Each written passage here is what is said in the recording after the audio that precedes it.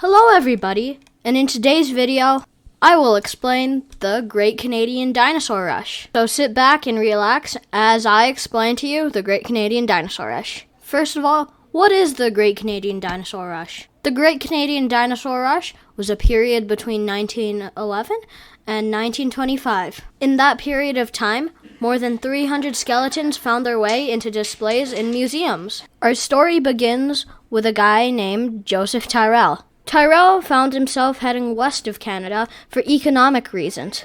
Tyrrell was looking for coal in the Red Deer River Valley when he stumbled across the skull of Albertosaurus. I chose this story just because it has Albertosaurus in it. It's my favorite dinosaur. When American paleontologist Barnum Brown heard about this, he went to Canada to look for fossils. This angered a rancher, because when he was visiting New York, he saw some of the bones that were on his ranch in the museums. Meanwhile, Barnum Brown assembled a crew of 3 people who constructed a barge that floated down the Red Deer River.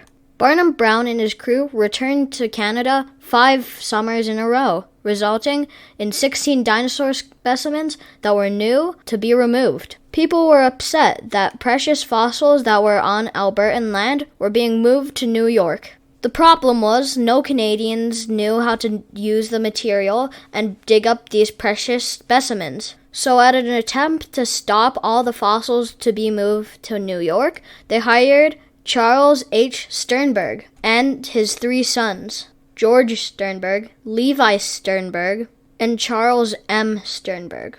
The first expedition the Sternbergs did was in 1912. They found some fossils, but not as much as they expected, so they headed more south to the place now known as Dinosaur Provincial Park.